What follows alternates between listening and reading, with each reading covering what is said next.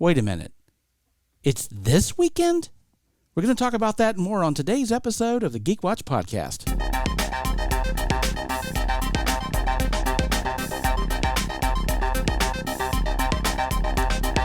This is the Geek Watch Podcast with Brian Hatcher and Mandy Petrie.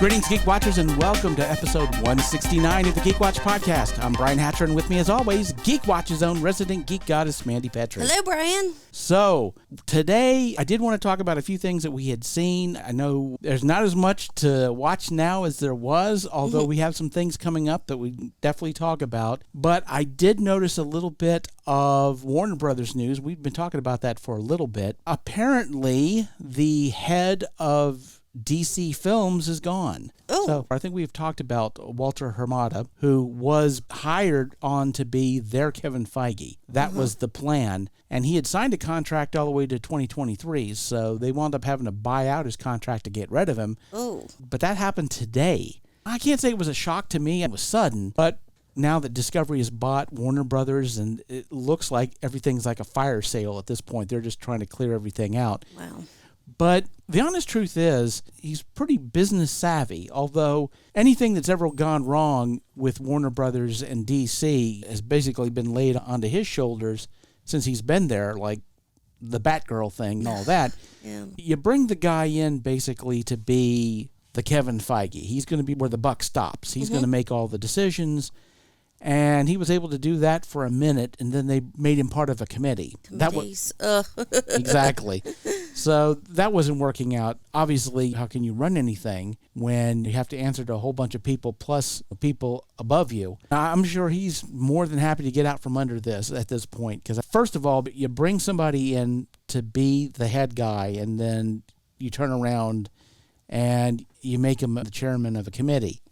And also, it's no fun to take all the blame for stuff and not get the credit for good stuff that he did. Yeah. For example, he's the reason we got Peacemaker. And you could just wax poetically about Peacemaker. Yeah, I still watch it. Yeah.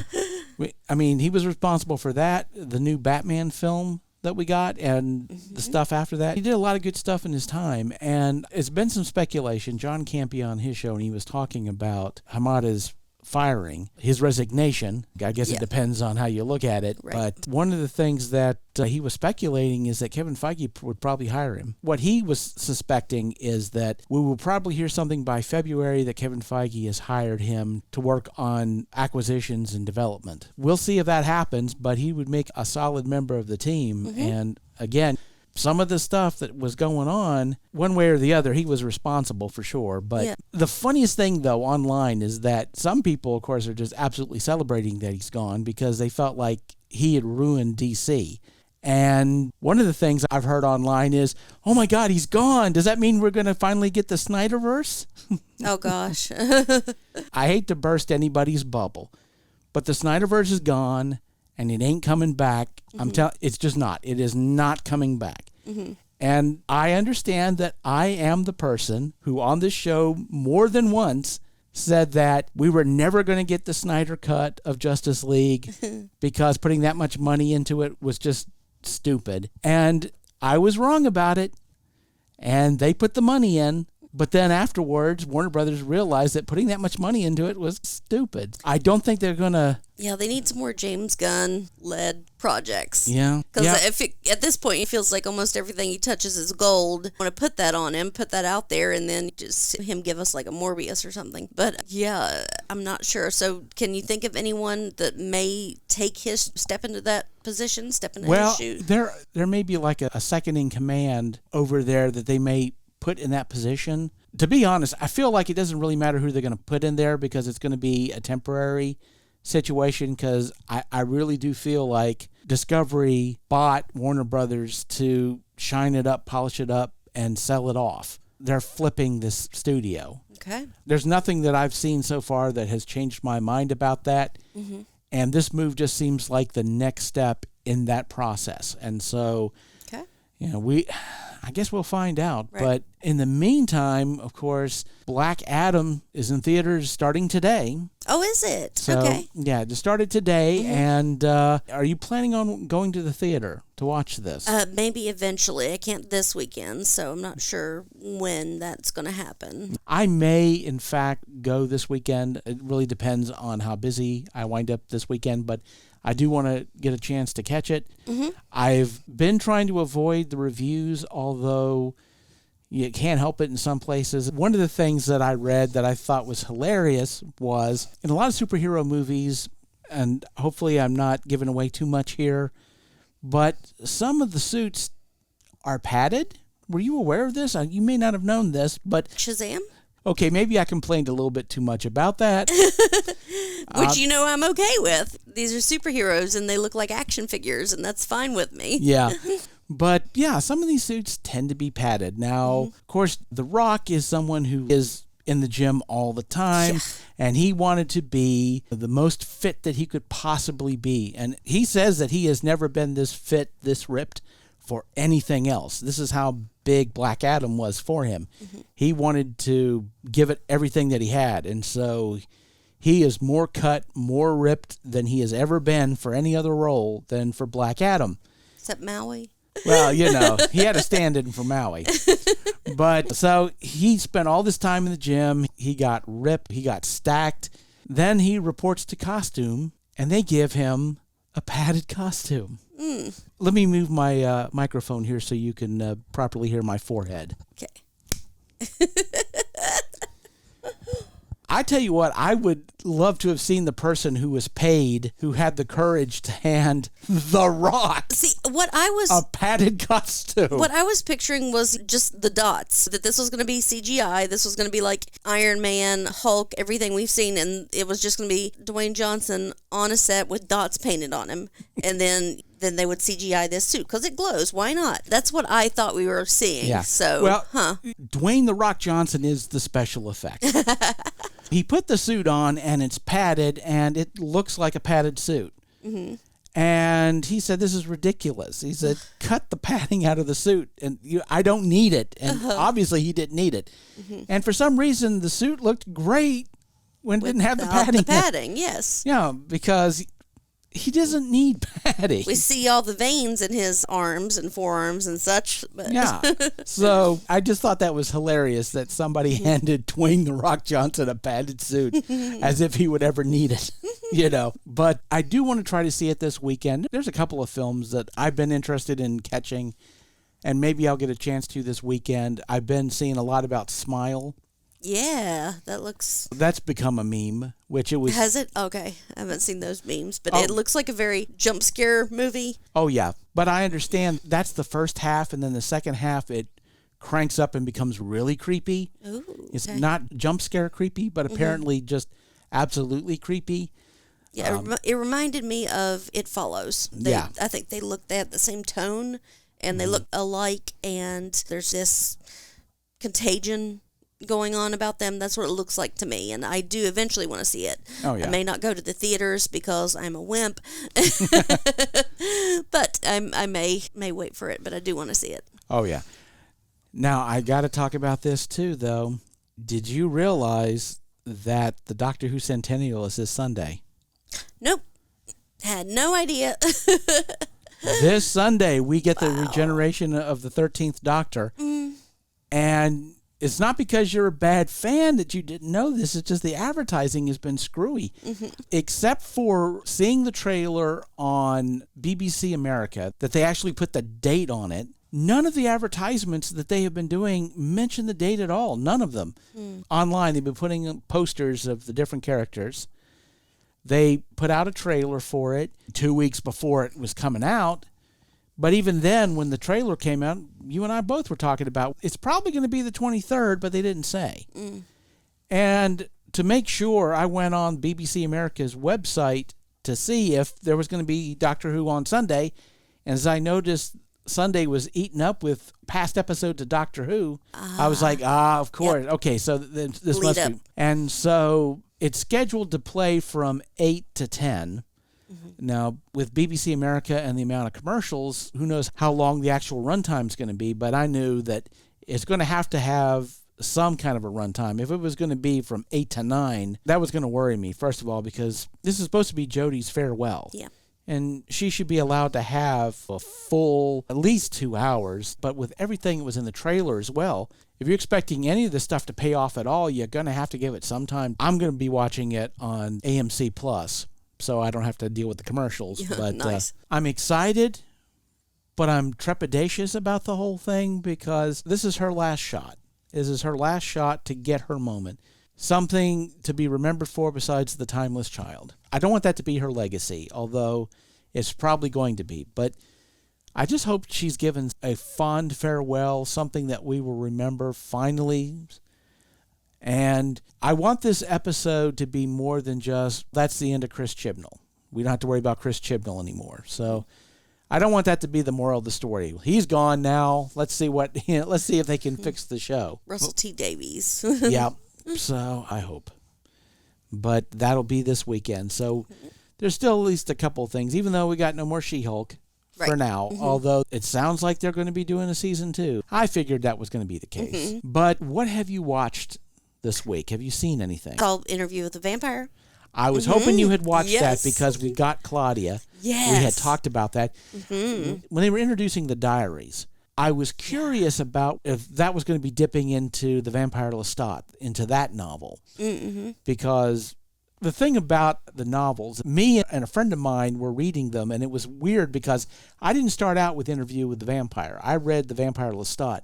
But I was reading that book at the same time my friend was reading Interview with the Vampire. And it covers about the same time period, although Vampire Lestat is his creation and all that. But you get 2 different viewpoints of the same event. Ah, okay. Which made things really interesting because... See, I thought that the Vampire Lestat was all about him being a rock star. Okay. There's part of that, but it does cover his creation. It also covers his time with Louis.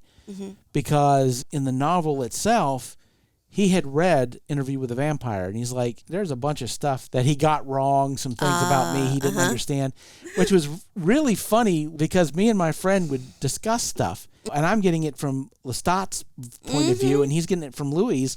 And so we don't see the same events eye to eye. Okay, yeah. And it's kind of like when they brought in the tapes and like the tapes from 1973, and he said Lestat was just this hideous, gaunt figure, and then that what they call the Odyssey of Memory. But when I saw the diaries, I thought they were going to dip into that, the Vampire Lestat, a little bit. I wasn't sure about that as being a good idea because part of what I think is going to make the show interesting is what made that book interesting was there's stuff going on with Lestat that you don't understand from Louis' viewpoint that you don't discover until later on in the second book, in the Vampire Lestat. There's that mystery there, and if you just basically reveal the mystery in the TV show, then you don't have that moment of not understanding Lestat's motivations, thinking him very much the villain, and of course, since Claudia's here, obviously, that whole situation, which we will not talk about because I don't want to spoil anything, and who knows exactly how they'll handle that in the show as compared to the book, but that comes to a head, obviously. Okay. And I do love in the show how you have this setup where if a vampire creates someone, their creation, they can't read their thoughts. They don't have as much control over them. Yeah, they can't read their thoughts because... But they can talk to each other, which is... Yeah, exactly. Yeah, like your brother and sisters. And it's very much that parallel to real life because you have this relationship with your siblings that you do keep from your parents. Right. That's part of your development is getting stuff over on your parents. And, yeah. So that basically gives Louis and Claudia the ability to communicate with each other and keep Lestat out of it, and they've already started doing that. And so you got that bit of suspicion, and you have that bond between Louis and Claudia, which is going to be important later on in the show. Again, assuming they're going to do things at least similar. So now, in the 1990s movie, she was 10. In the book, she was, 4 or 5? Yeah, she was like 6. Okay, so how did you feel about them making her 14? Honestly, by making her a little bit older, she's young enough that it does limit her the same way as being like 6 or 10 without being too awfully creepy. It allows her a little more agency, but at the same time, she's still young enough that you're 14. 14 is still a taboo, obviously. I really like what they did there, because being a child, whether it was 5 or 10, you're insatiable, you want everything now, everything to be your way and everything, but making her this tween, she's frozen. They even talk about her metabolism being frozen in time, that she's stuck in the middle of puberty. Yeah. So she constantly has these hormones battling and in flux in her body that's trying to change her body, and it can't. Right. So what that's doing to her is, I think that's really going to be a part of what drives her to that point that we know that she'll eventually get to, almost to the point of insanity, because it never stops. Yeah. It's constantly trying to change her body, trying to make her into a woman, and it can't. I think it was a good choice. Yeah, that was one thing I hadn't considered at the beginning was, that idea that she's knocking on the door of puberty, but she can't get in. You just can't cross that line. You can't. And that's definitely going to play on her and her character. So that will be really interesting to see. Oh, yeah. And the costumes, man, it's just, and I keep saying it over and over again, how beautiful this show is. The colors, the movement, the cinematography, and the music. Oh, yeah, it's gorgeous. Yeah. And a lot of that carries on to, I don't know if you've yet been able to see the Mayfair Witches trailer that was out. No, I haven't. Yeah, it's still out. Okay. Yeah, you'll definitely check it out because that carries over. Okay. You can definitely see that they are building a universe, the immortal universe, and they're setting the tone for a lot of these shows. I'm really eager to see what happens, for sure. But I've also been watching some Walking Dead.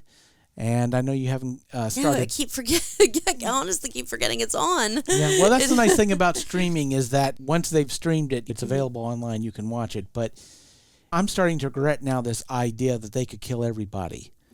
Okay. Again, not going into spoilers, but man, it really looks like they're about to do that. Oh, no. And as I sit here, and I talked about this the last time, but I didn't say this, but I hate this. I hate to even say this. But because of the fact that Negan gets married, and it was rather rushed last season, I mean, they just kind of sprung it on us. And she's such a sympathetic character, and she's carrying Negan's kid. Oh, she's I'm dead. like, oh my God, they're going to fridge her. Yep, They're she's dead. They are going to fridge her so bad. I'm not saying that this is like bad storytelling. It's not like I'm having a writer's issue with it. It's very predictable. There's definitely predictability about it, but I get it. He's got to run off with Maggie and have their own little adventure. And that's the other reason, too, why I think that a bunch of people are about to get just wiped out, because why do they break up? Why does Maggie and Negan go up to New York? Daryl heads off wherever he goes. Why? Europe. Yeah. Why does all that? How is he going to get to Europe? That's going to be that's interesting.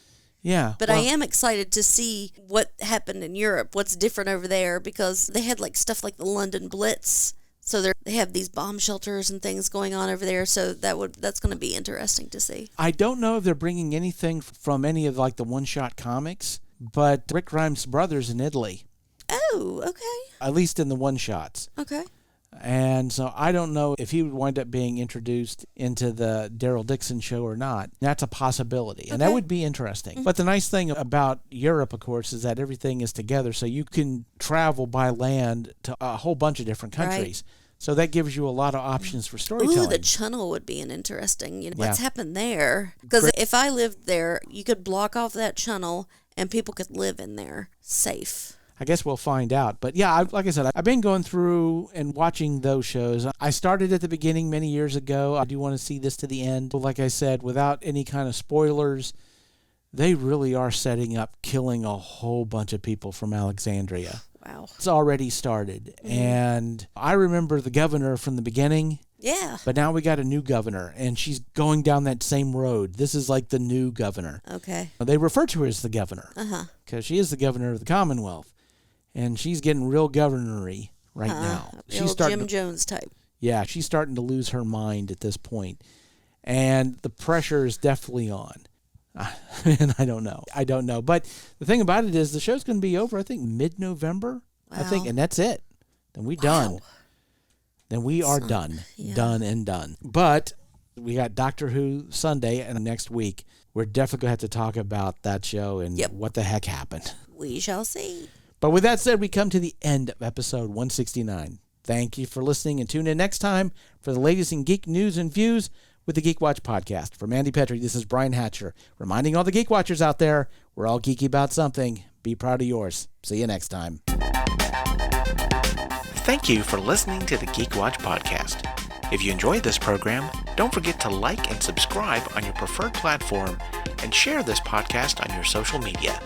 For links to all the ways you can listen to the Geek Watch podcast, as well as leave comments and suggestions, visit our website at geekwatch.net. The Geek Watch podcast is a Hanging J production.